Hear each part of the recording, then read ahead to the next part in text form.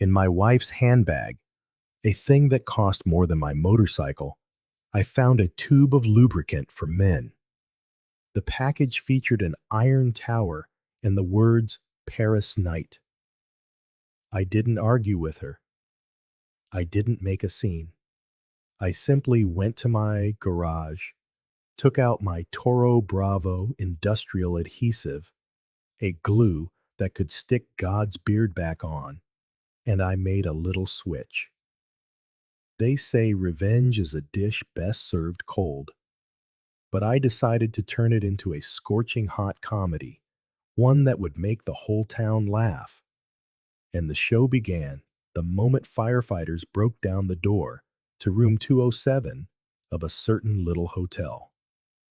It was an ordinary Tuesday, just after the annual cask opening festival in Jerez. As the owner of one of the oldest sherry bodegas in town, I, Diego Montero, had been tending to a flock of suited clients and tasters. By the time I had wrapped things up and returned home, it was nearly midnight. The house was quiet, bathed in low light. Only the bedside lamp was still on in the bedroom. Celia, my 50-year-old wife, who always dresses like a high society lady from Madrid, was already asleep. Her soft, cat-like snores drifted from the bedroom.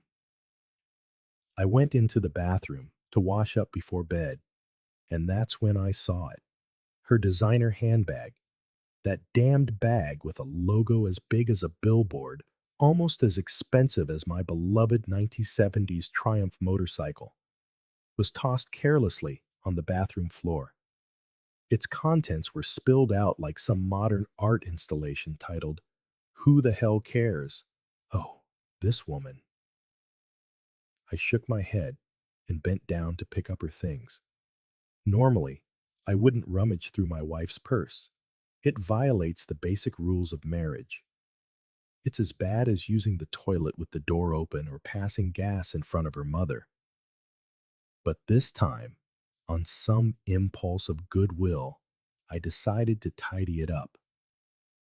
That's when my hand brushed against a cool, smooth, metallic object that definitely did not belong in the category of normal things in a wife's handbag. I pulled it out and examined it under the light. It was a small, silver tube, about 10 centimeters long, elegantly designed, covered in French, and with a little Eiffel Tower printed on it. It looked expensive and refined, like those little things from Paris Celia was always talking about. Definitely not something you'd pick up at any pharmacy in Jerez. My first thought was that it was some kind of medical product.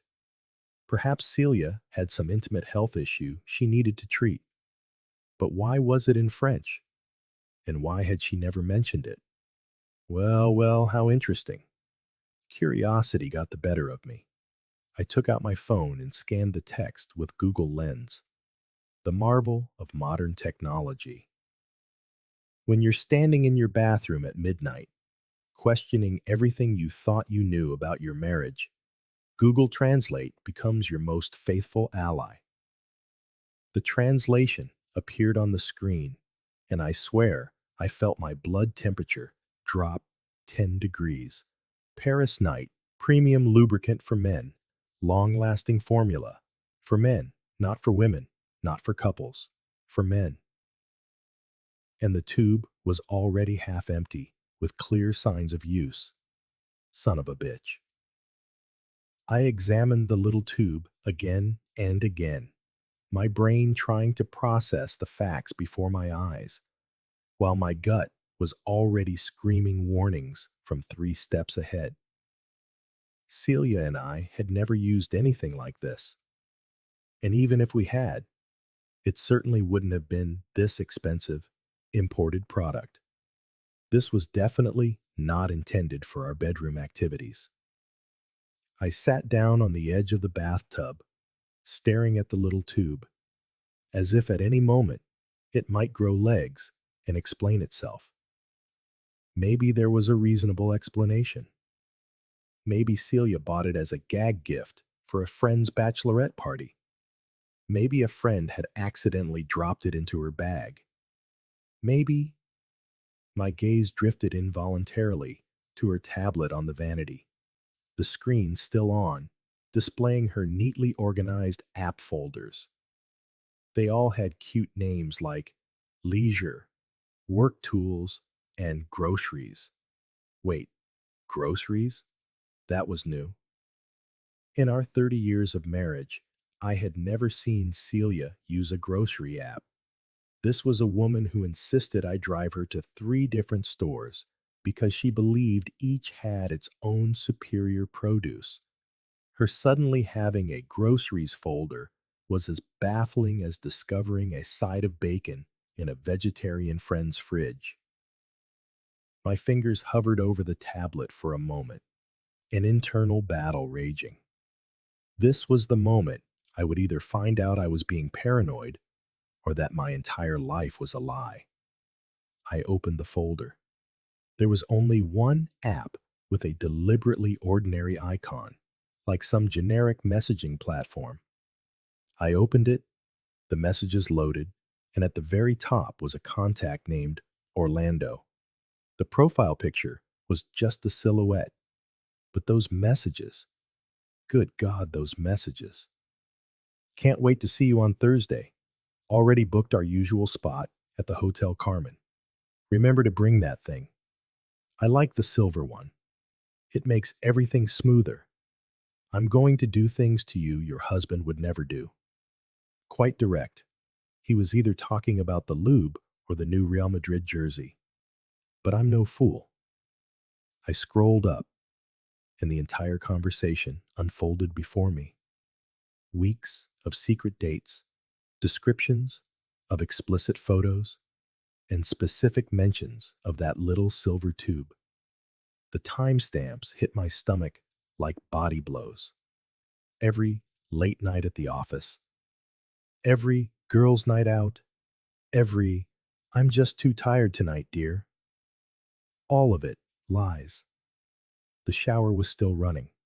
Celia was humming some pop song, as if her world was perfectly normal, as if she hadn't just destroyed our entire marriage with a half-empty tube of French lubricant and a secret chat app hidden in a fake groceries folder.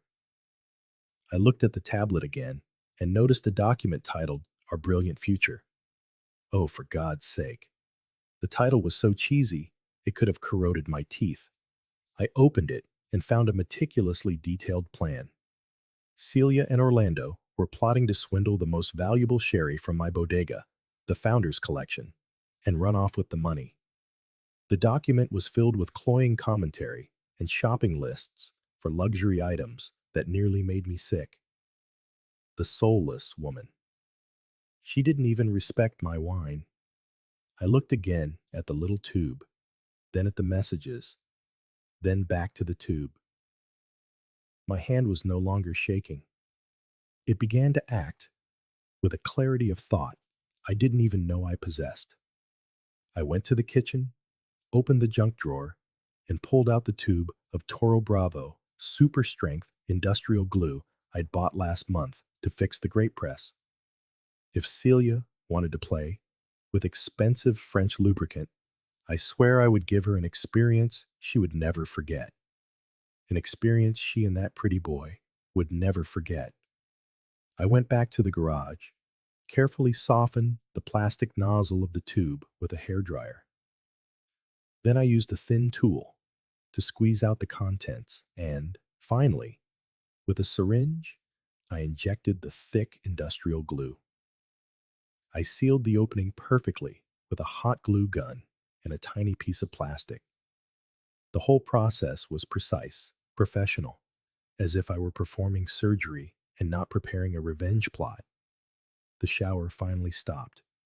You know that feeling when you're watching a horror movie and you want to scream at the dumb blonde, "Don't go down to the basement." Well, now imagine you're the director and you've specifically designed the surprise in the basement.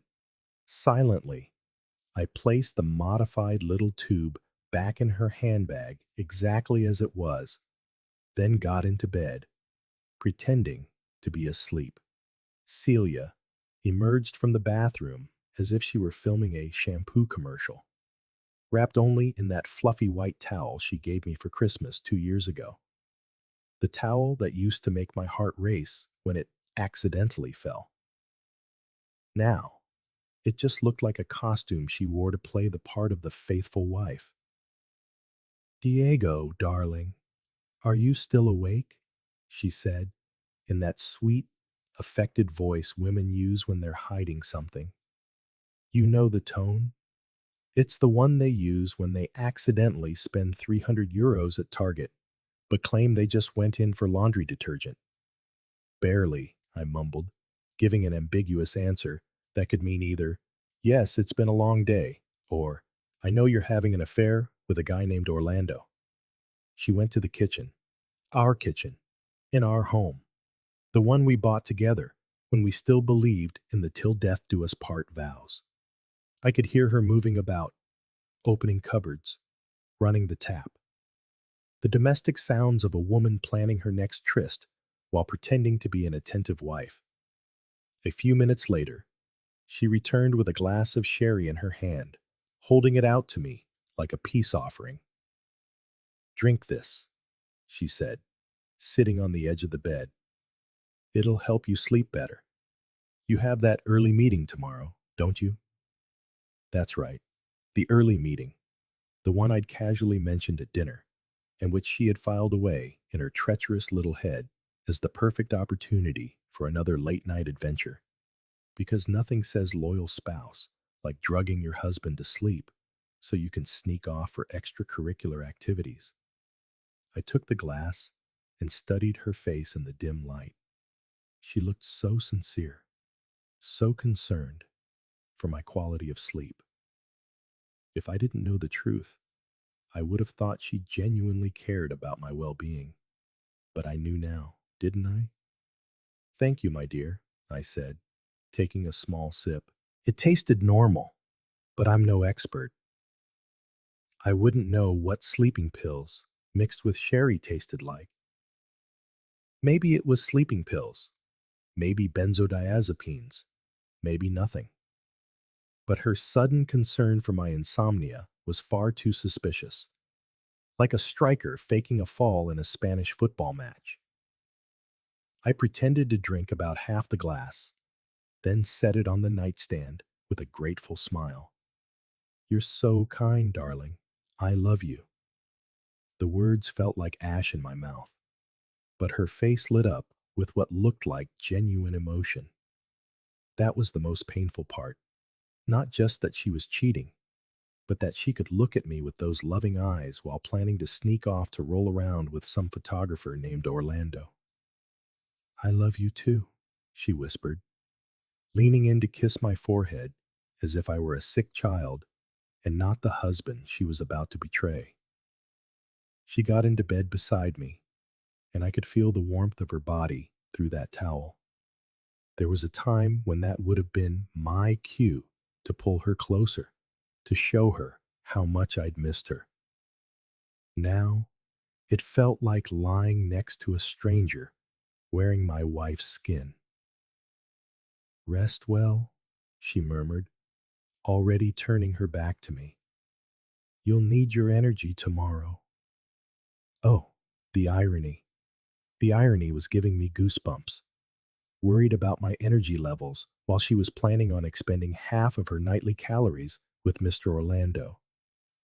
I wanted to ask her if Orlando knew she was drugging her husband, if that was part of their kinky little game, but I just mumbled some words of thanks and closed my eyes. The next hour might have been the longest 60 minutes of my life. I lay there listening to her breathe, waiting for it to settle into that steady, deep rhythm that meant she believed I was fast asleep. Every few minutes, I would let out a small snore or shift my position, putting on a sincere performance of a husband heavily sedated. If there was an Oscar for Best Performance by a Man Pretending to be Asleep, I would have won it outright. She was patient, I'll give her that.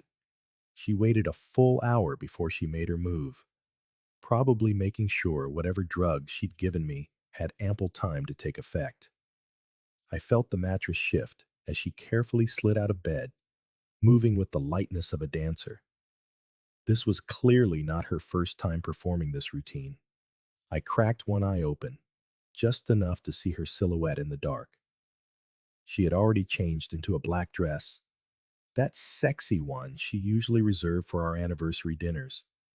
She was at the vanity, applying lipstick with a seriousness she normally reserved only for special occasions.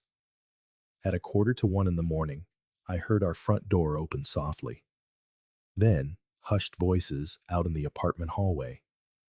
My heart was pounding so hard I was sure the neighbors could hear it through the walls. Click, clack, the mouse had walked into the trap. I gave them exactly 20 seconds, long enough for them to think they were in the clear, but not so long they disappeared completely. Then I slid out of bed, grabbed my robe, and crept to the door like some kind of suburban ninja. The hallway light was dim, but I could see them at the far end, near the elevator. Celia was pressed against the wall, and a tall man had his hands on either side of her face, kissing her like she was the last woman on earth. Even from a distance, I could see he was my complete opposite. Tall, muscular, probably 10 years younger.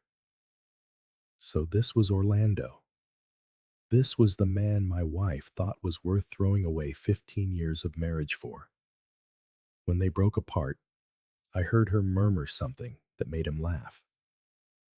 Then they headed for the stairs, probably to his apartment or down to a car. Either way, they walked with the confidence of people who had just committed the perfect crime. I waited until I heard the stairwell door close, and then my decision was made. The same clarity of thought returned, telling me exactly what I needed to do. I'm going to see what these two are up to. I was going to follow them. After all, a man has a right to see exactly what he's losing, doesn't he? Let me tell you what it feels like to follow your cheating wife through your own apartment building at 1 in the morning. It's like being the star of the world's most depressing reality show. Coming soon to your favorite streaming platform, Catching Cheaters, starring me, a fool of a husband, about to witness the spectacular collapse of his own life. I slipped down the hallway like a detective in a cheap paperback. The stairwell door was still swinging slightly, which meant they couldn't be far. I pressed my ear to the cold metal, listening for footsteps, for voices, for any clue as to which way they'd gone. That's when I heard it, a faint thump from above, followed by what sounded like muffled laughter. They were going up, to the 4th floor, which was interesting because, as far as I knew, we didn't know anyone on the 4th floor. Then again, it was becoming clear there was a lot I didn't know about my wife's social circle. I eased the door open and started up, stepping on the outer edges of the treads where they were least likely to creak. Don't ask me how I know that. Probably from watching too many episodes of Criminal Minds on those nights Celia claimed she was too tired for anything but sleep. The 4th floor hallway was identical to ours, only a mirror image. The same beige walls, the same industrial-grade carpet, the same fluorescent lights that gave everyone the sallow look of a tuberculosis patient. I could hear sounds coming from apartment 4C, which was directly above our guest room. As they say, man proposes, God disposes. How cosmically ironic. My wife's lover lived right above us, probably listening to us argue about whose turn it was to take out the trash while he plotted his next romantic rendezvous with my supposedly faithful wife. I flattened myself against the wall next to 4C, feeling like a character in some low-budget thriller that couldn't afford a real set. The door was cheap and hollow, the kind that lets you hear everything from normal conversation to a sneeze to, as it turned out, a marriage imploding in real time. "I can't believe you live right above him," Celia said, and I could hear the thrill in her voice. It was the tone she used to use back when we'd sneak away for a weekend, back when she was still pretending to find me interesting. "Doesn't it make it more exciting?" That was Orlando's voice. Deep, confident, with a slight accent I couldn't quite place. European, probably. Women always go for European men, as if having a different passport automatically makes you better in bed. God, yes. Sometimes I can hear him watching TV downstairs, and I just think of you up here, waiting for me. I wanted to throw up or break something, preferably his smug face. Instead, I just stood there like a masochist, listening to my wife discuss how much she enjoyed the geographical convenience of her infidelity. "Did you bring what I asked for?" Orlando's voice again, closer to the door this time. "Of course." I could almost hear her smile. "I brought the stuff you like." The good stuff. The good stuff. My specially modified Japanese lubricant, now infused with an industrial-grade adhesive, probably strong enough to bond a space shuttle. I had to bite my lip to keep from laughing out loud. There was some rustling, probably Celia digging through her purse, then a sound like a tube being opened. My heart was pounding so hard, I was sure they could hear it through the wall. "Perfect," Orlando said. "You know how I like it when you come prepared." Oh, buddy, I thought. You have no idea how prepared she is tonight. I heard footsteps moving away from the door, deeper into the apartment. The sounds became muffled, but I could still make out the general tone. Teasing, flirting. The preamble to what they thought would be another successful night of marital betrayal. The apartment went quiet for a few minutes, which probably meant they were getting started. I pictured Orlando, lying back on his cheap furniture, likely feeling very pleased with himself for bagging a married woman from downstairs who even brought her own supplies. Then I heard Celia's voice. "Relax, this is going to be great." "That's the last true thing you'll say tonight, my dear." For about 30 seconds, there were only the sounds you'd expect: the rustle of movement, a few sharp breaths, the general audio backdrop of two adults about to discover that karma has a deeply twisted sense of humor. And then everything changed. "What the hell?" Orlando's voice, sharp with confusion. "Wait, something's not right," Celia said, and I could hear the first hint of panic in her voice. "What did you do to me?" Orlando said again, his voice rising. "What the hell did you put on me?" "I don't understand." Celia sounded genuinely bewildered, which would have been funny if it weren't so pathetic. "It's the usual stuff, the silver tube, the Japanese brand you like." "Well, something is wrong. We can't. Oh God, we're stuck." Divine justice. There it was, the moment I had been waiting for. The sweet, sweet sound of two cheaters realizing their night of passion had just turned into a medical emergency.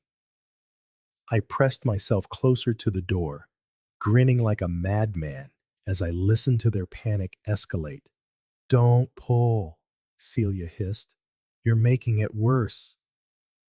"How can I not pull? We're literally glued together." "That's impossible. It's lube, not glue." Oh, my sweet, foolish wife. Heroin one moment, horse's ass the next. If only you knew how wrong you were. The next few minutes were like listening to the world's most satisfying sitcom. They tried everything: tap water, soap from the bathroom, even what sounded like cooking oil from the kitchen. Nothing worked. The industrial strength superglue was doing exactly what it was designed to do: create a permanent bond between two surfaces. In this case, those surfaces just happened to be the private parts of my unfaithful wife and her boyfriend. "We need to call someone," Orlando said, his voice strained with pain and shame. "Who? What would we even say?" "I don't know. A doctor? An ambulance? God, this is so humiliating." "You haven't tasted real humiliation yet, my love. This is just the appetizer." That's when I took out my phone and dialed a number. My cousin, Silverio, the fire chief of Jerez. The man was so loud he could wake the dead and had an almost unnatural enthusiasm for town gossip. "Silverio, it's me, Diego," I said through a voice distorter, sounding like a frail old woman. "There's an emergency at the Carmen Hotel, apartment 4C. It sounds like someone is trapped, screaming for help. Very dangerous. I think you should get your team there right away." After about 40 agonizing minutes of trying to pull themselves apart, they finally gave up. I heard Orlando make the call. "Yes, we need an ambulance. It's difficult to explain. We're sort of stuck together." I decided that was my cue to leave. I didn't want to be standing in the hallway when the emergency crews arrived. After all, that would be awkward for everyone.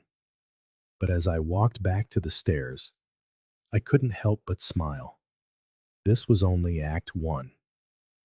The show was just getting started. I snuck back into our apartment, finding a perfect vantage point in the hallway by our front door. Through the peephole, I could see the elevator and most of the hall, which meant I was about to have front row seats to the most interesting medical emergency in our building's history. The sounds from upstairs had escalated from panicked whispers to full-blown crisis mode. I could now hear Orlando's voice through the ceiling, growing more desperate with each passing minute. "It's not working. Nothing is working." "Stop shouting," Celia hissed back.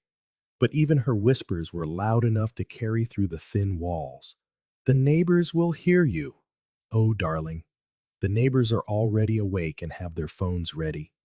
The neighbors would most definitely hear and see, probably even record the whole thing, because this is 2T24, and nothing stays private, especially when it involves two naked people glued together like some kind of perverse performance art."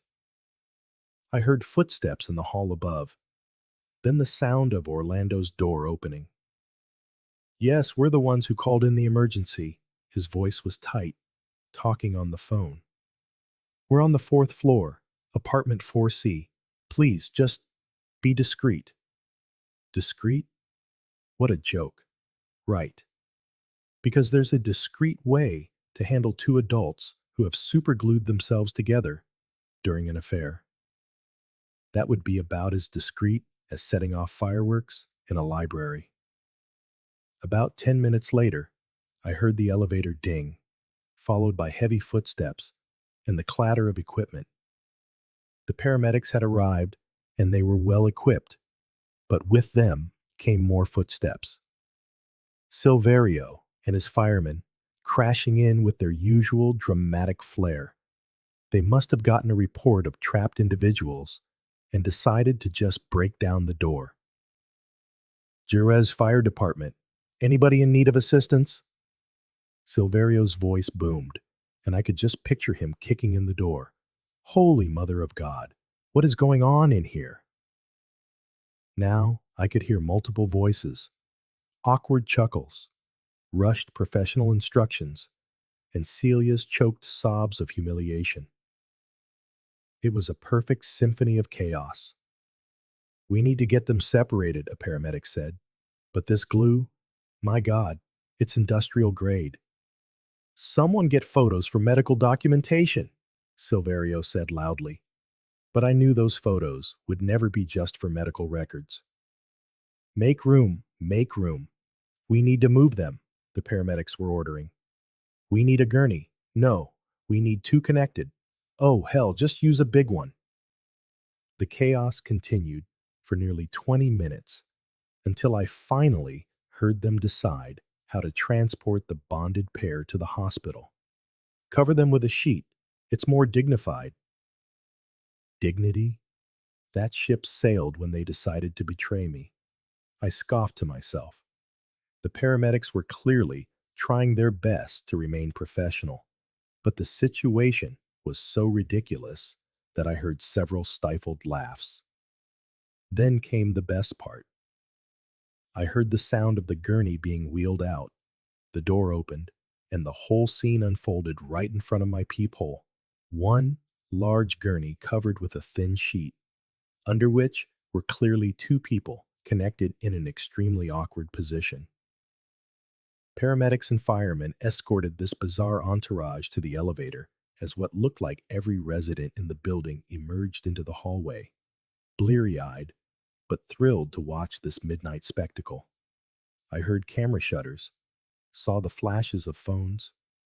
Mrs. Gutierrez from 3B had her phone out. The college kids from 2A were trying to look cool, but they were obviously recording. Even grumpy Mr. Navarro from the ground floor had emerged from his cave to see what all the fuss was about. This is better than the late-night telenovelas, one neighbor said to another. Are they stuck together? Another asked. Oh my God, they are. Look at that position. The elevator doors closed, leaving only the buzz of neighbors excitedly discussing what they had just witnessed. I waited a few more minutes, then opened my door and stepped into the hallway, feigning that I'd just been woken by the noise. Crazy night, huh? Mrs. Gutierrez said, still clutching her phone. Did you see what happened? I shook my head, putting on my most confused neighbor expression. I heard the ambulance sirens, but I was asleep. What happened? Two people got stuck together somehow, she said, her eyes gleaming with gossip. They had to put them both on the same gurney to get them to the hospital. Stuck together? How does that even happen? Well, she leaned in conspiratorially. From what I heard, they were, you know, being intimate, and something went wrong with some product they were using. And get this, it was your wife, Celia, and that photographer Orlando who lives in 4C. I made the appropriate sounds of shock, eyes wide, hand over my mouth. Impossible. Celia was working late tonight. I was asleep. Oh, you poor dear. Mrs. Gutierrez patted my shoulder. Looks like someone's been cheating on you. But don't you worry. I recorded the whole thing. If you need proof for the divorce. I think I need to lie down, I mumbled, stumbling back into my apartment. I shut the door and leaned against it, unable to contain my smile. I poured myself a very large and very well-deserved glass of the finest sherry from our cellar. Glass in hand, I sat in the dark and raised a toast to the moon outside my window. To revenge, a dish best served immediately and with an audience. Phase 1, complete. You know what they call the walk of shame? Well, when you've been surgically separated from your lover after being superglued together like some kind of depraved science experiment, it's less of a walk and more of a wobble. A very careful, very painful wobble that makes you look like you've been run over by a truck driven personally by karma. The next morning, I sat at the kitchen table, sipping coffee and reading the news on my tablet, just like any normal husband whose wife hadn't spent the night attached to another man. When I heard keys in the lock around 10:30, it meant they'd been at the hospital for roughly 9 hours. 9 hours of what I can only imagine was the most humiliating medical experience in the history of emergency medicine. The door opened slowly, as if the person on the other side was afraid of what they might find. Or perhaps they were just moving carefully because every step felt like walking on broken glass. Either way, the first thing to appear was Celia. My God, she looked like she'd been put through a blender and then fished back out. Her hair was a wreck. Last night's perfectly coiffed style had been replaced by a look that screamed, I've been stuck in a hospital bed for 9 hours trying to explain to medical professionals why I was attached to a man who is not my husband. Her makeup was completely gone, leaving behind a pale, drawn face and dark circles under her eyes that made her look 10 years older overnight. But what really sold the I've made some very poor life choices image was the way she moved. She hobbled, as if every step was an exercise in torture. Her legs were held slightly apart, a clear sign that sitting down was going to be an adventure for the foreseeable future. Her dress, that slinky black number she'd put on to seduce Orlando, was now wrinkled and stained with what looked suspiciously like hospital-grade disinfectant. Morning, darling, I said, not looking up. Rough night? You got back awfully late. She froze in the doorway, like a deer in headlights, probably trying to cycle through whatever cover story she'd cooked up in the ambulance. I, uh, there was an emergency at the office. Client crisis. I had to pull an all-nighter to fix it. An emergency. A client crisis. Darling, you really know how to spin a tale. She wasn't wrong, of course. There was definitely an emergency, and it definitely caused a crisis, just not the kind she was implying. That's too bad, I said, finally looking up and putting on my most concerned husband expression. You look exhausted. Wait, are you walking funny? Did you hurt yourself? The look on her face was priceless.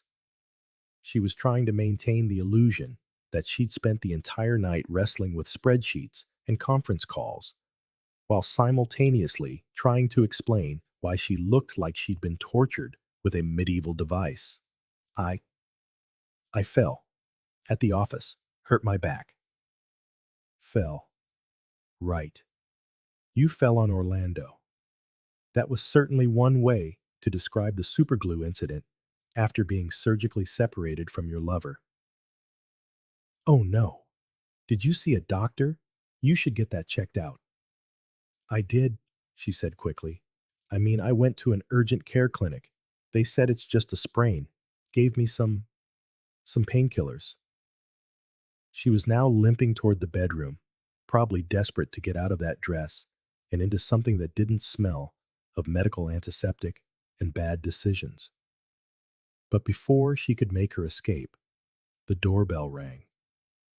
I got up to answer it, though I had a pretty good idea who it would be. Sure enough, it was Orlando, looking like he'd just gone 12 rounds with a heavyweight boxer who specialized in groin shots. He was tall, I'll give him that. About 6'2", with the kind of lean muscle that comes from regular gym sessions and a metabolism not yet ravaged by 15 years of marriage and stress drinking. His dark hair was artfully disheveled in that way that takes an hour to achieve. His ridiculous handlebar mustache had been half shaved off, a likely casualty of the surgical procedure. Under normal circumstances, most women would probably have called him handsome. These were not normal circumstances. His jeans were unbuttoned at the top, hanging loosely from his waist, as if he couldn't bear for anything to touch the skin there. He moved with the same pained caution as Celia, his face that particular shade of gray that comes from spending all night under fluorescent lights while medical professionals discuss your genitals in clinical terms. Uh, hey, he said, his voice shaky. Is Celia around? We need to, we need to talk about last night. Last night. You mean the part where you two were stuck together like two slices of bread with epoxy?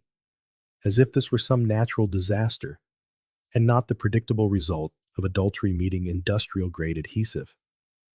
Of course, come on in, I said, stepping aside with a friendly smile. Celia just got back from work. She had some sort of emergency that kept her out all night.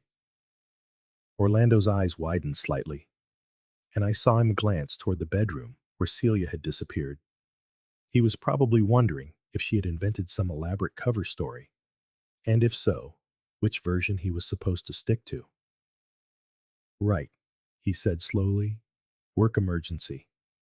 You know how it is, I continued, closing the door behind him. Crisis management, damage control, trying to fix something that went spectacularly wrong. Sometimes these situations require a very delicate touch.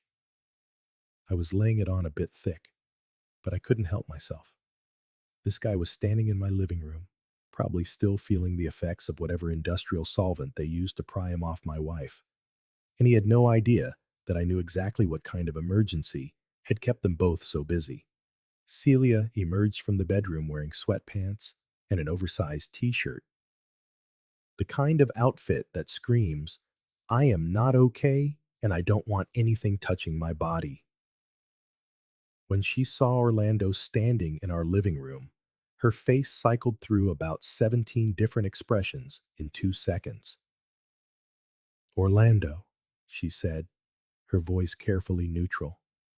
What are you doing here? We need to discuss last night's situation. They were both speaking in code, trying to discuss their shared medical emergency without revealing any information that might tip me off. It was like watching two people try to plan a bank heist using only vocabulary found in a children's book. Perhaps you two should sit down, I suggested helpfully. You both look like you're in pain. The look that passed between them was pure panic. Sitting was obviously not on the agenda for either of them, which meant the hospital visit had been even more traumatic than I'd imagined.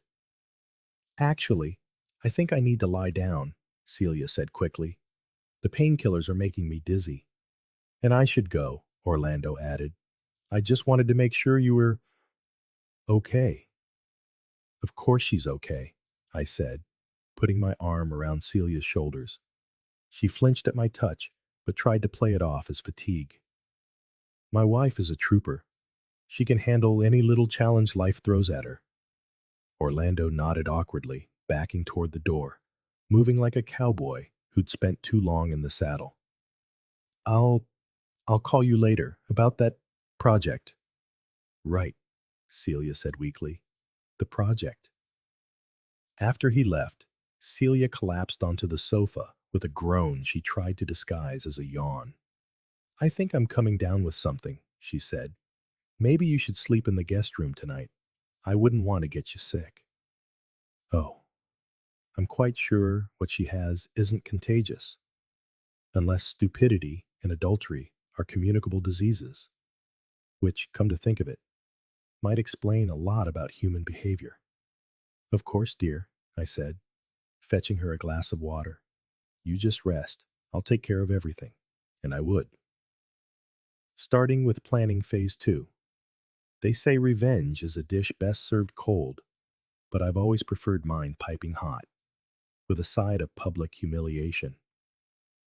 After all, when your cheating wife is already walking like she's been kicked by a mule, why not add a little spice to her recovery? I spent the rest of the afternoon playing the part of the doting husband so well Meryl Streep would have wept.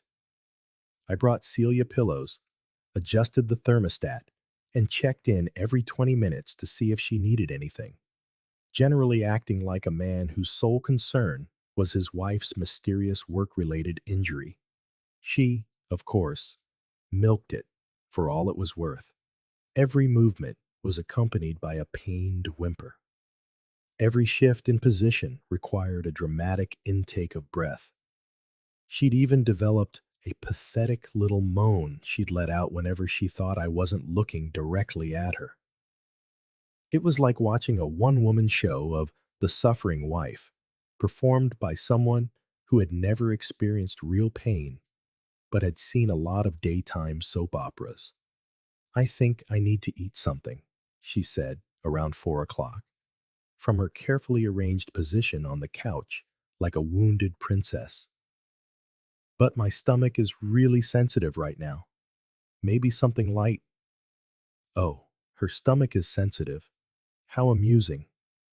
I wondered if that was related to the stress of spending 9 hours in a hospital explaining to medical professionals why she was anatomically attached to a man who wasn't her husband, or if it was just a side effect of whatever painkillers they'd given her. "Of course, darling," I said, already walking toward the kitchen. "I'll make something special. You just rest." So special, you'll never forget it. Special indeed. Ever since she'd hobbled through our front door, looking like a walking advertisement for the consequences of adultery, I'd been planning this meal. It would be a symphony of spice, a carefully orchestrated assault on her already compromised digestive system. I started with lamb skewers, but not the kind you'd have at a normal barbecue. I marinated the meat in a concoction that would make a ghost pepper file for a restraining order. Ghost pepper powder, Carolina Reaper flakes, habanero sauce, plus enough paprika to strip paint. Then I threw in a few Thai bird's eye chilies for texture and a generous dose of mustard oil. Because why not? While the meat soaked up its payload of thermal weaponry, I moved on to the garlic shrimp. Now, I like garlic as much as the next guy, but this was garlic with a purpose. I used about 10 cloves of garlic, where a normal recipe would call for 2. Then I added garlic powder, garlic salt, and a bit of black garlic I'd been saving for a special occasion. The shrimp were swimming in enough garlic to ward off every vampire in a 5-county radius. But the pièce de resistance was the chili crab. I'd had it delivered from that Singaporean place downtown, the one that advertises its authentic volcanic heat and makes you sign a waiver before they'll serve you their spiciest dishes. This wasn't just food, it was a weaponized dining experience that should have come with its own fire extinguisher. "Smells good," Celia called from the living room, her voice still holding that pitiful, wounded tone. "What are you making?" "Just some of your favorites," I called back, smiling as I arranged it all on a plate that looked like it belonged in a 5-star restaurant. "I know you've been under a lot of stress lately, so I wanted to make something special." "Stress? Huh. You don't know the meaning of the word." "Yet." I placed the feast on a tray with cloth napkins and our best silverware. It was a beautiful presentation, a restaurant-quality plating that disguised the fact that I had created a meal specifically designed to torture someone with an already distressed gut. "Oh, wow," Celia said, pushing herself up on the couch. "This looks incredible. You really didn't have to." "It's no trouble at all," I assured her, setting the tray on the coffee table within her reach. "I know how much you love spicy food, and after the night you've had, I thought you could use some comfort food." Comfort food. More like the gates of hell on a plate. That was the beauty of my plan. Celia genuinely loves spicy food. Under normal circumstances, she can handle the kind of heat that would send most people running for a gallon of milk. But these were not normal circumstances, were they? Her entire digestive system was probably already in a state of revolt from the stress, the painkillers, and whatever bland hospital food they'd forced on her during her medical ordeal. She took the first bite of the lamb, and I watched her face like a hawk studying a field mouse. For a moment, her expression was one of pure appreciation. The meat was perfectly cooked. The flavors were complex. Under any other circumstance, it would have been a truly excellent meal. Then the heat hit. It started with her eyes widening just a fraction, followed by a slight pause in her chewing, then a very careful swallow that suggested she was already beginning to regret her life choices. But she was committed now, trapped by the need to maintain her everything is fine facade. This is really good, she managed, reaching for her water glass a little too quickly to be casual. Very flavorful. Flavorful. That's one word for it.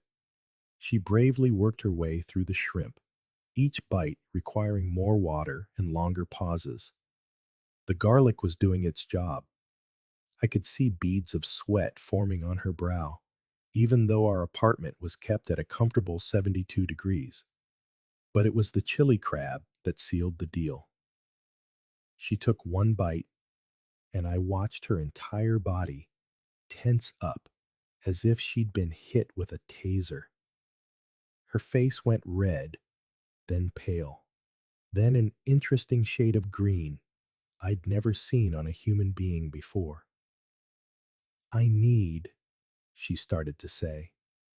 Then she stopped, probably because speaking required breathing, and breathing was not currently her friend.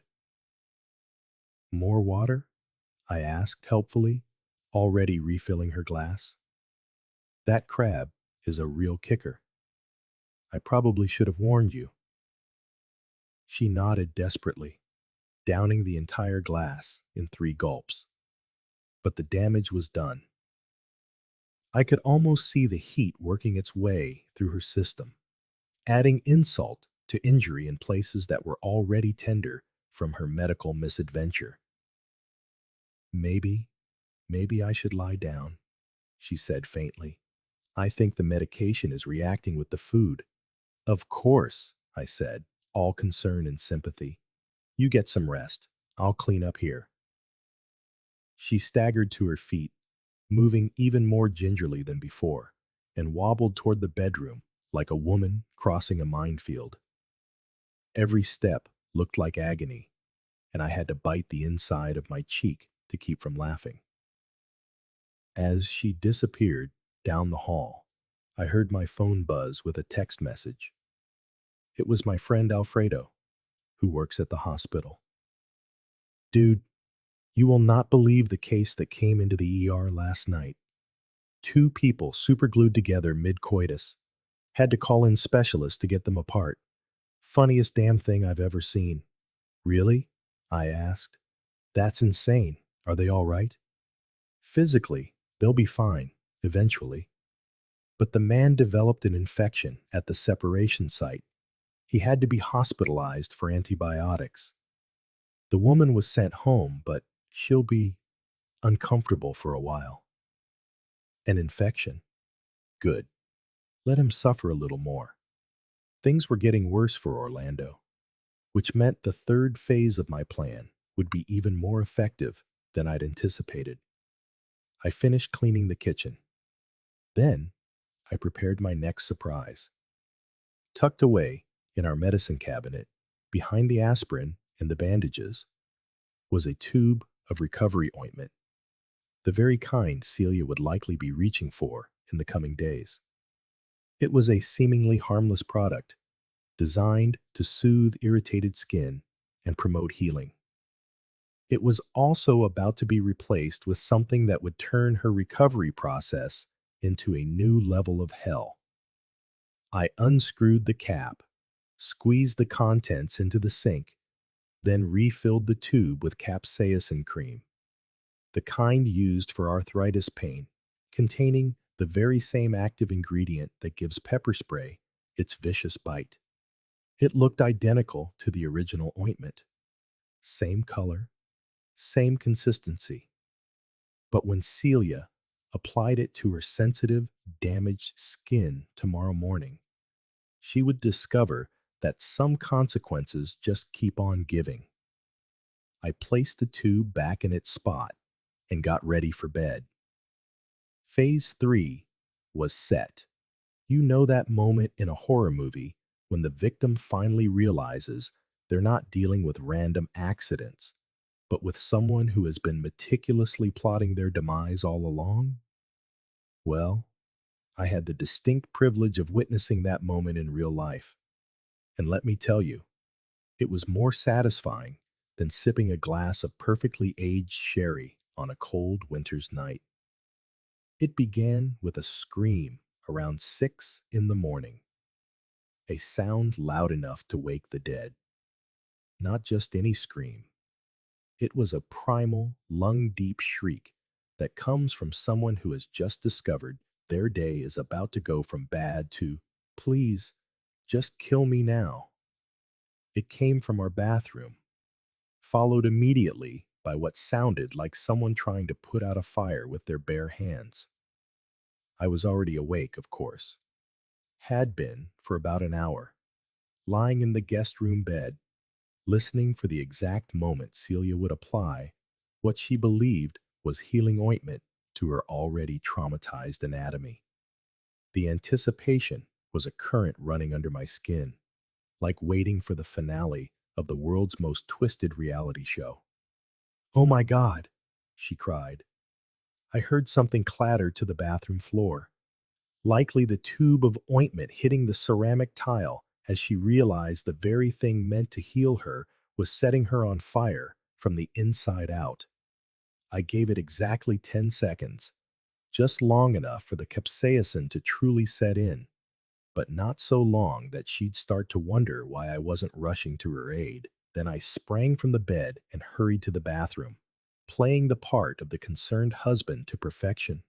"Celia, what is it?" I called through the locked door. Smart woman. She'd developed trust issues about people seeing her in vulnerable states. I wonder why. "The medicine? It's wrong," she gasped between what sounded like desperate, hyperventilating breaths. "It's burning. Oh God, it's burning." "What medicine?" "The ointment from the hospital. I don't know. Make it stop, please." I could hear water running, which meant she was probably trying to rinse the cream off. Unfortunately for her, capsaicin is oil-based. Water would only spread it around, like trying to douse a grease fire with a garden hose. She was only making it worse. "Honey, unlock the door. Let me help you." The lock clicked, and the door swung open to reveal a scene that might have been comical had it not been so perfectly, maliciously orchestrated. Celia was bent over the sink, flinging water on herself with the desperation of someone trying to claw their way out of hell. Her face was red and blotchy with tears. Her hair was soaked. She was making these tiny, pathetic sobbing sounds that might have touched my heart if I had any compassion left for her. "I can't make it stop," she wept. "The burning won't stop. Something is wrong with the tube." I looked at the fallen tube on the floor, my masterpiece smeared across the bathroom tile. "How strange," I said, picking it up and examining it as if I'd never seen it before. "Isn't this the brand you always use?" "I don't know. Maybe they changed the formula. Maybe it's expired. I don't care what it is. Just make it stop." The beautiful, insidious thing about capsaicin is that it's not just a surface burn. It creates a deep, penetrating heat that feels like it's radiating from inside your bones. Once it makes contact with sensitive tissue, especially tissue already traumatized by an emergency medical separation procedure, it becomes a pain that makes you question every decision you've ever made. "We need to get you to the hospital," I said. wrapping a towel around her trembling shoulders. This isn't normal. You could be having an allergic reaction. I can't go back there, she whispered. Not after last night. Ah, there it was, an admission, however small, that last night was more than just a work emergency.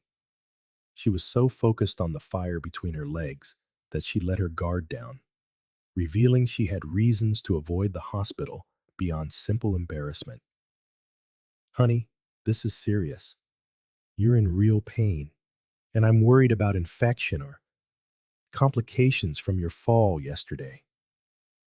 Her fall. Right. Even as she was experiencing what must have felt like napalm smeared on her most intimate areas, we were still maintaining this flimsy fiction.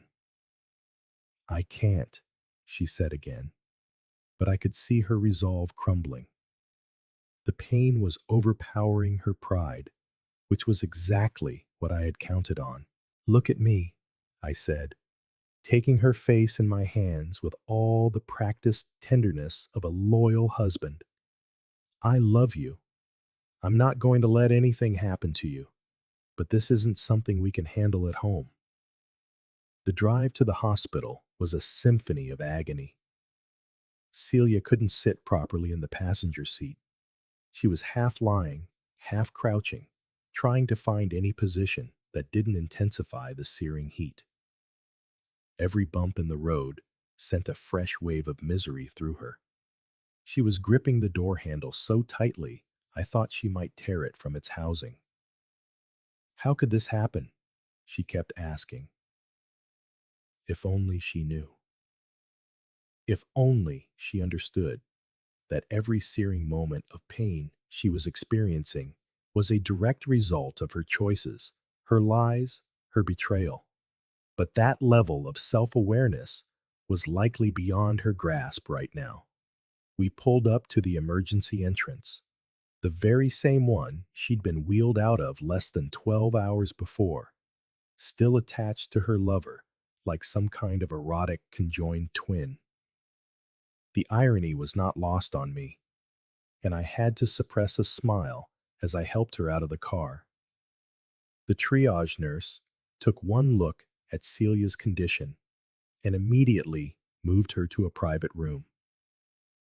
Being a repeat customer certainly has its perks, especially when your last visit involved being surgically detached from someone who isn't your spouse.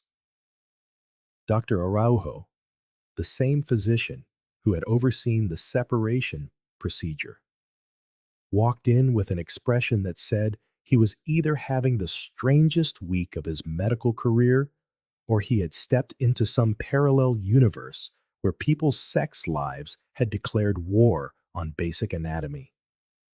Mrs. Montero, he said, consulting his chart. Back so soon? What seems to be the trouble? Celia tried to explain about the ointment, the burning, the reaction she was having. Dr. Araujo listened with the professional patience that comes from years of dealing with medical enigmas. But I could see the growing concern in his eyes as he examined her. The level of inflammation is severe, he said finally. The tissue trauma from yesterday's surgery, combined with what appears to be a chemical burn, has created a potentially serious situation. Chemical burn. The words hung in the air like a death sentence. Are you certain of the ointment you used? He asked. Because this reaction is consistent with exposure to capsaicin or a similar irritant. Celia looked bewildered, which was understandable, given she didn't know her loving husband had been dabbling in chemical warfare with her recovery products. I use the tube I always use, she said weakly. But something was wrong.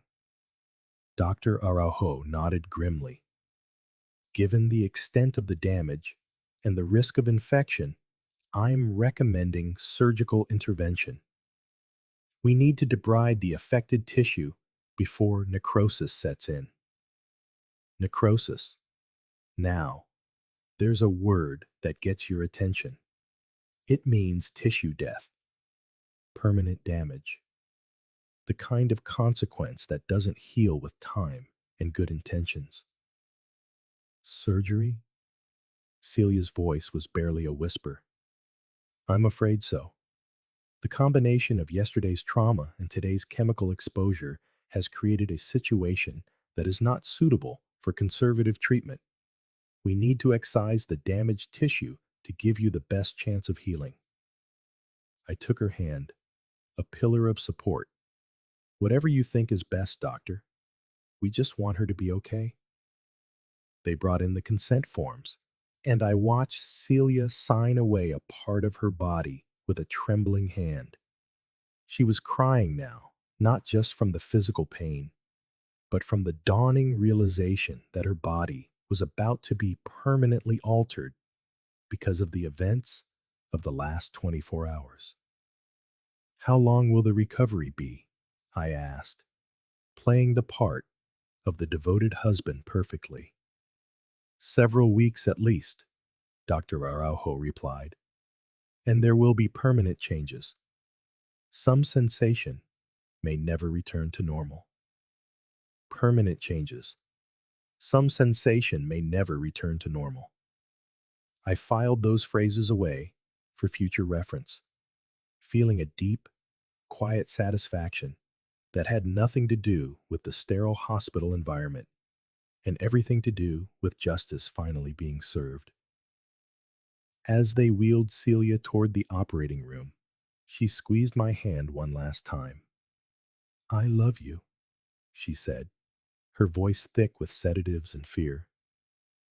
I love you too, I replied. And for the first time in months, I actually meant it. I loved this version of her, broken, facing the consequences, finally paying for her betrayal. The surgery took 3 hours. When Dr. Araujo came out to speak with me, his expression was grave. We were able to remove all the damaged tissue, he said, but the extent of the excision was greater than we initially hoped. She's going to need extensive follow-up care, and there will be permanent functional changes. I nodded solemnly, the loyal husband receiving devastating news about his beloved wife. Inside, I was already planning phase 4.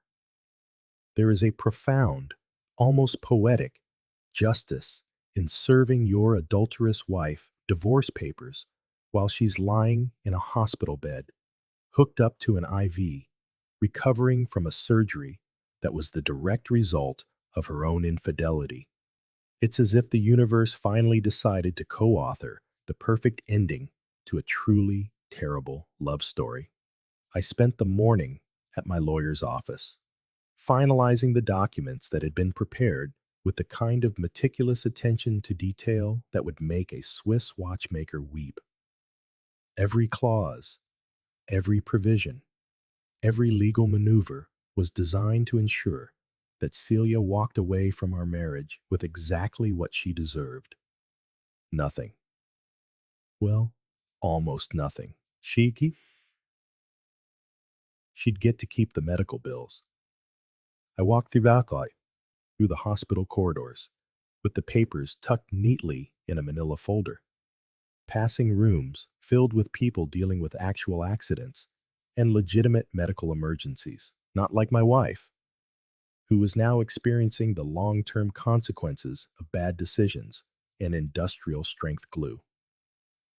Room 347 was a private room, one I had specifically requested and paid for out of pocket.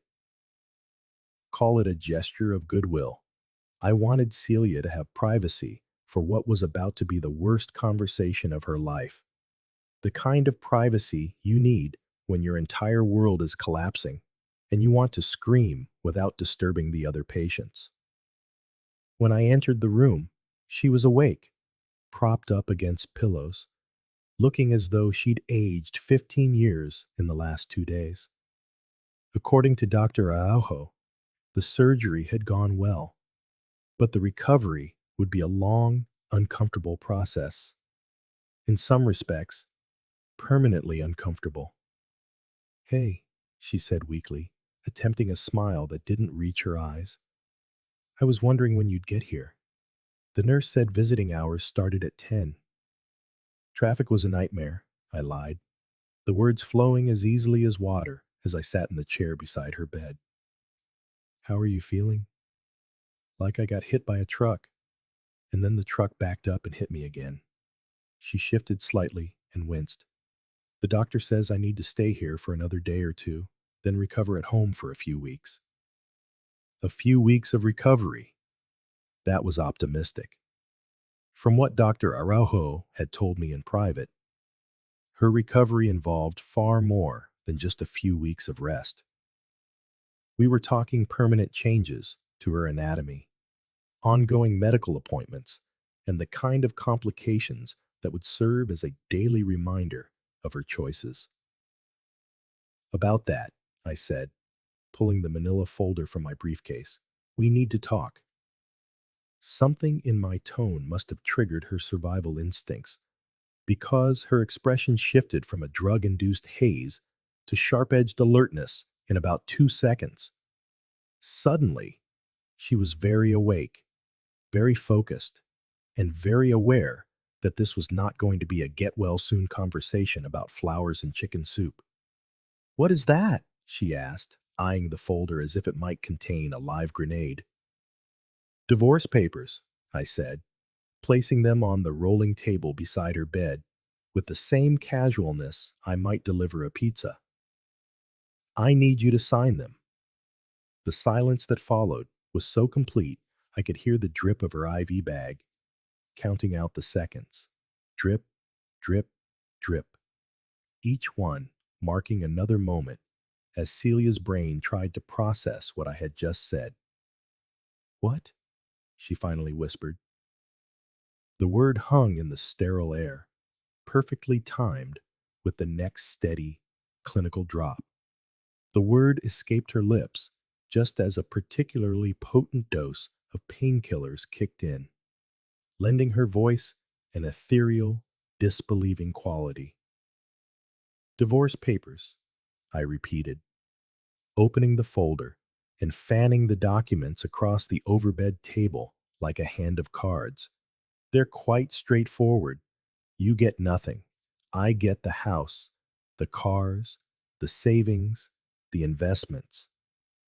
She stared at the papers as if they were written in ancient Sanskrit. I don't understand. Why? Why now? I'm in the hospital. I just got out of surgery. Well, that's exactly the point, isn't it? I leaned back in my chair, crossing my legs, as if we were discussing weekend plans and not the total annihilation of her life. Look, I know about Orlando. I know about your affair.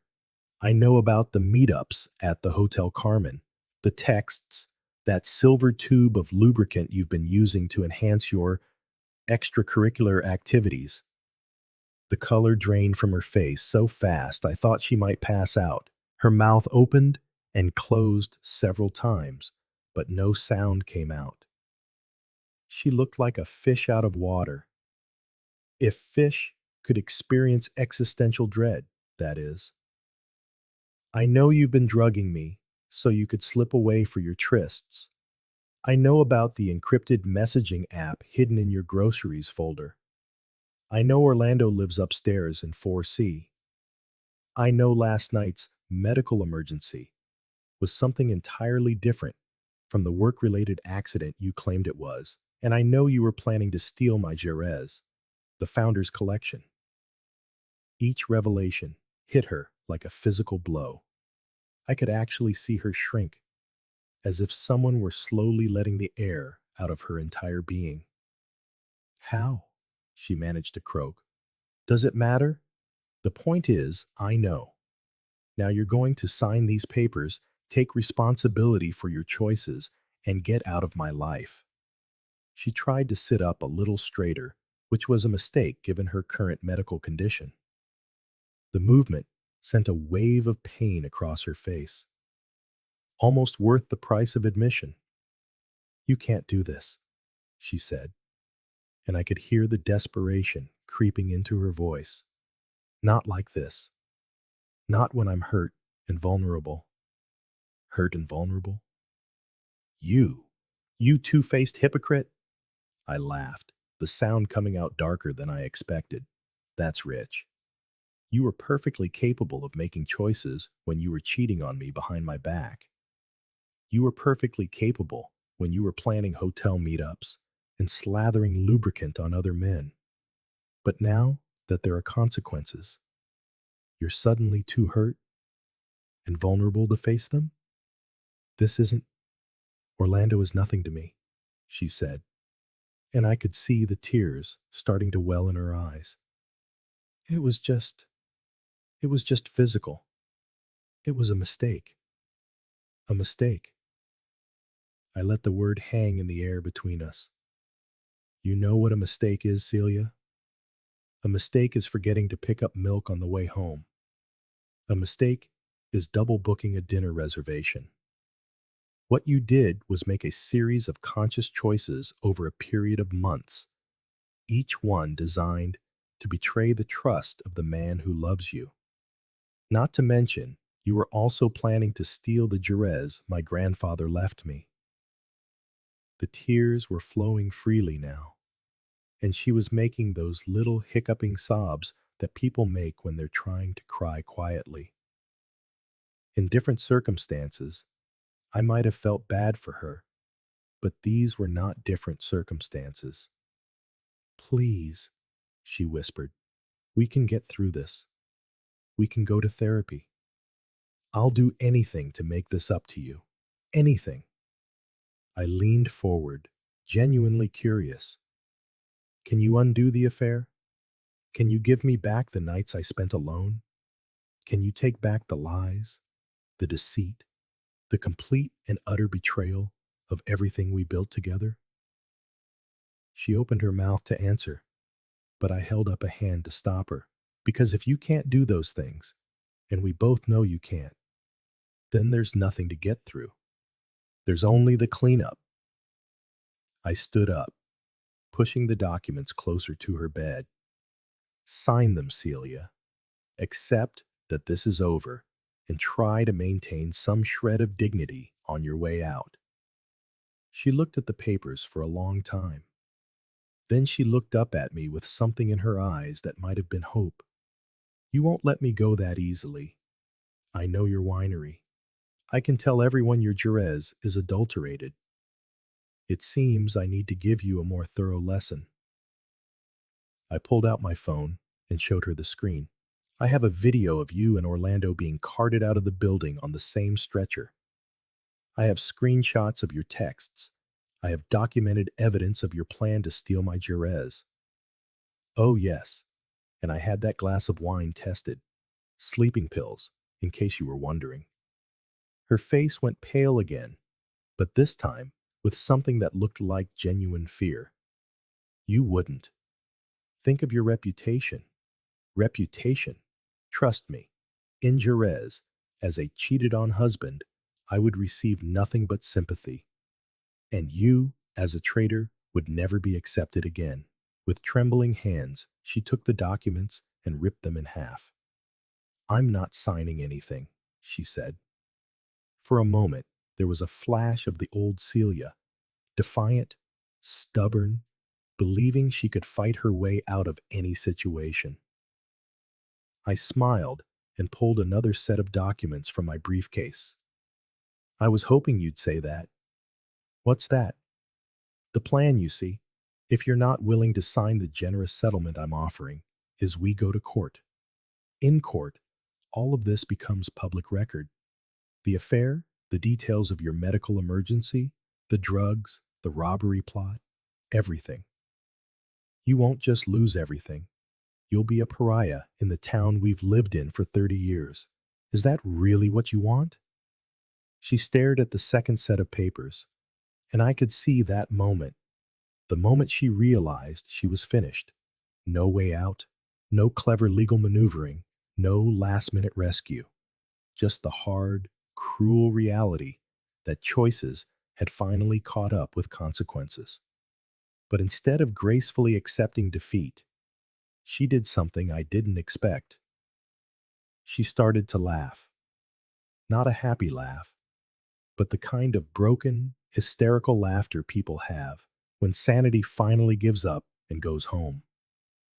It started as a giggle, then built into a full-throated cackle, echoing off the walls of the hospital room.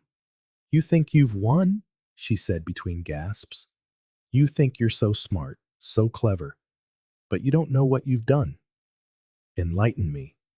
Orlando isn't going anywhere. Even if we divorce, even if you take everything, he'll still be there. And there are others too.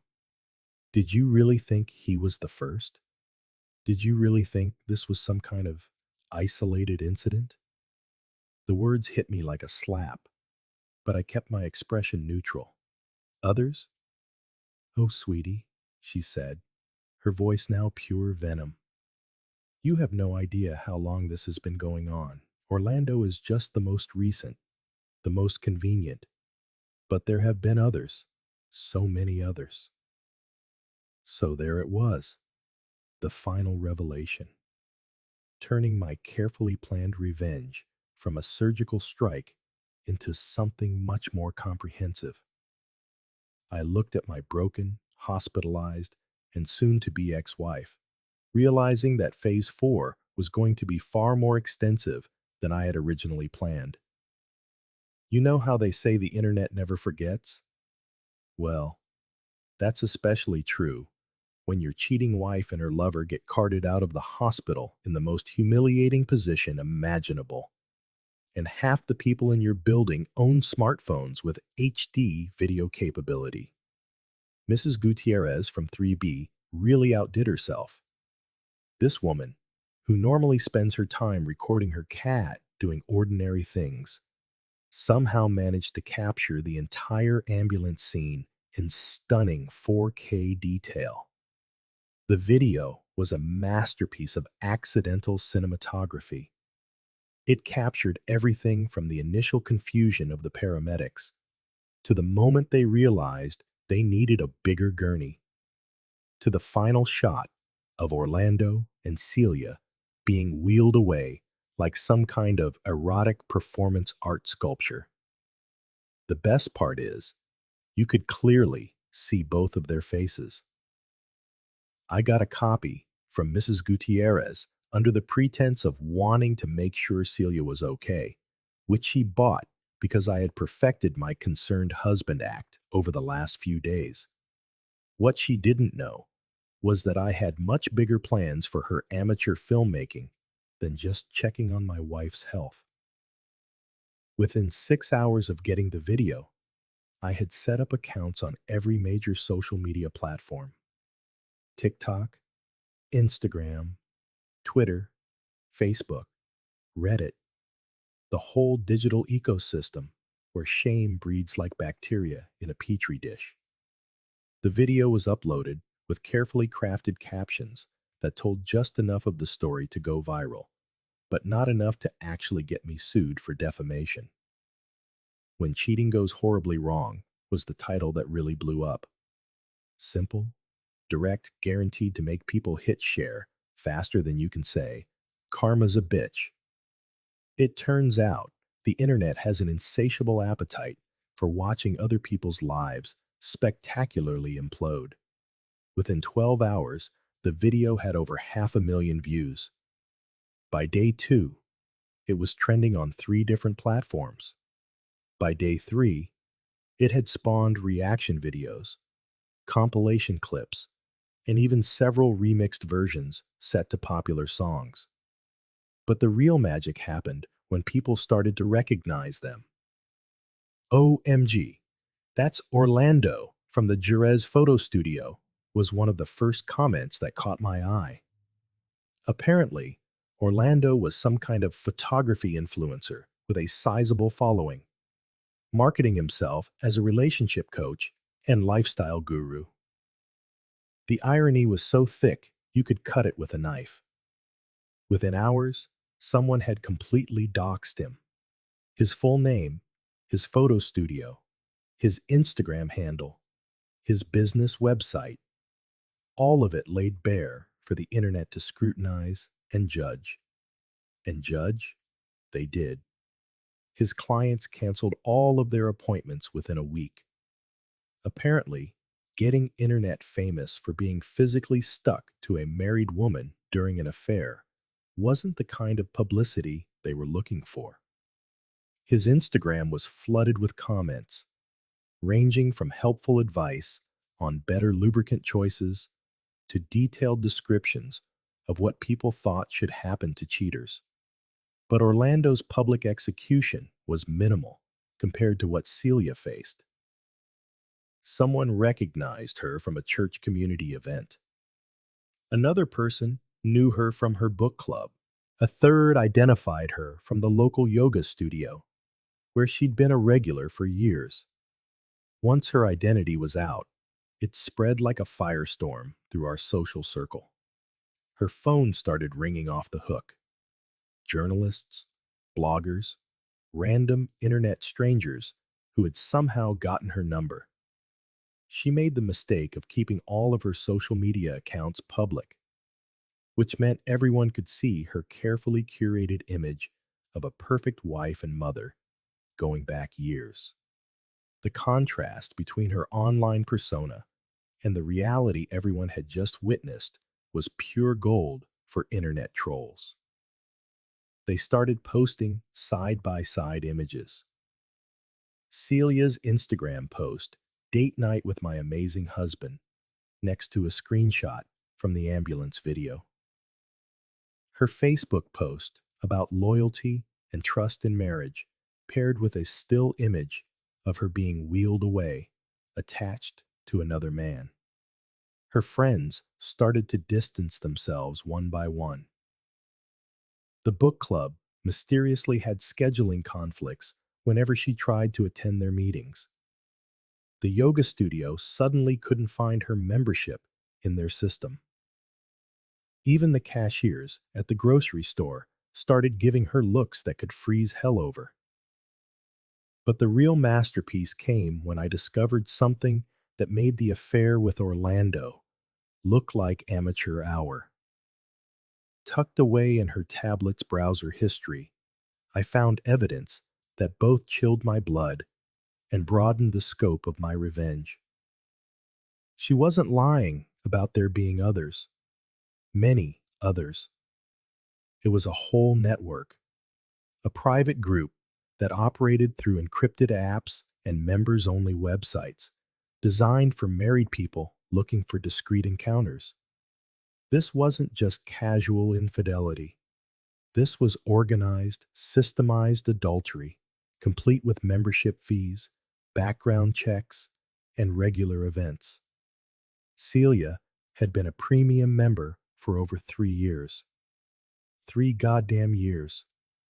All the evidence was there. Hotel receipts, membership confirmations, even reviews she had written about other members. She had been living a completely double life, and I had been too stupid, too trusting to see it. But now I saw everything, and more importantly, I documented everything. I printed out every piece of evidence, compiled it into a comprehensive file, and walked straight into the police station. Not because adultery is illegal. Unfortunately, it isn't. But the network itself involved some activities that definitely crossed legal lines.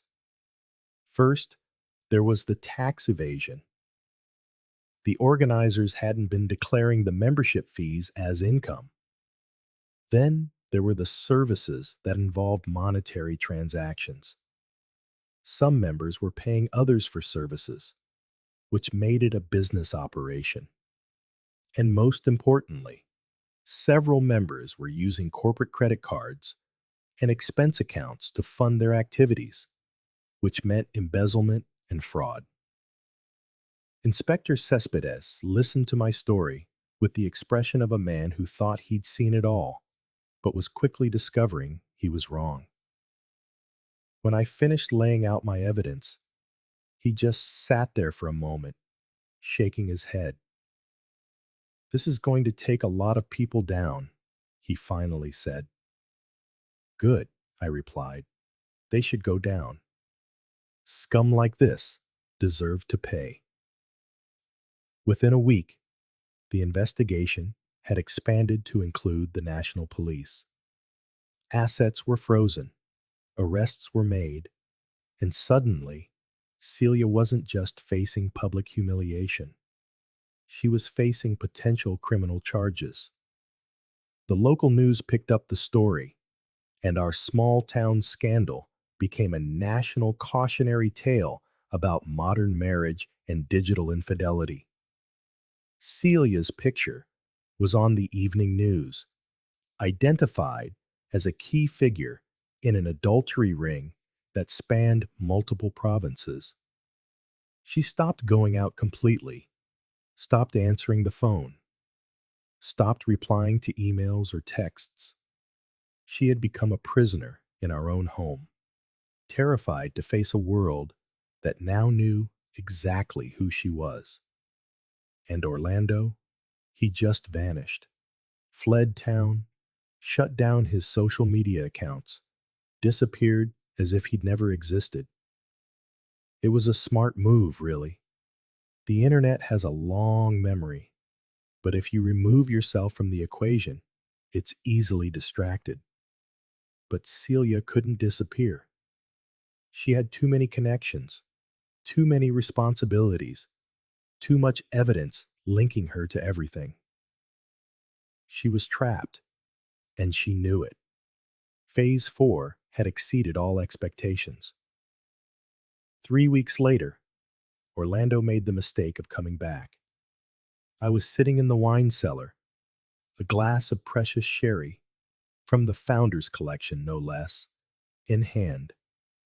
I was savoring the quiet satisfaction of owning my own property when I heard raised voices from the front yard. Through the window, I could see Orlando on our porch, gesturing furiously at Celia. She was blocking the doorway, defending it like a fortress rather than just our home. The man looked like he'd been living rough, unshaven, wrinkled clothes, and that particular desperation you see when someone's entire life has been blown up on social media. Apparently, disappearing hadn't gone as well as he'd hoped. The internet may have a short attention span, but debt collectors and angry clients have much, much longer memories. You owe me 20,000 euros, he yelled, his voice loud enough for the whole village to hear. Medical bills, lost income, legal fees. This is all your fault. Celia's voice shot back, sharp and bitter. My fault? You were the one who suggested using that thing. I didn't tell you to bring damn superglue. And there it was, served up on a silver platter, the admission I'd been waiting for. Better yet, the neighbors were already at their windows. Some were even stepping onto their doorsteps, phones out, probably live streaming the whole spectacle. Some people never learn. The argument escalated quickly. Orlando pushed past Celia to get into the house. She followed him, and their voices carried through the thin walls as they continued their blame game in our, well, technically my, house, as the divorce papers had finally gone through.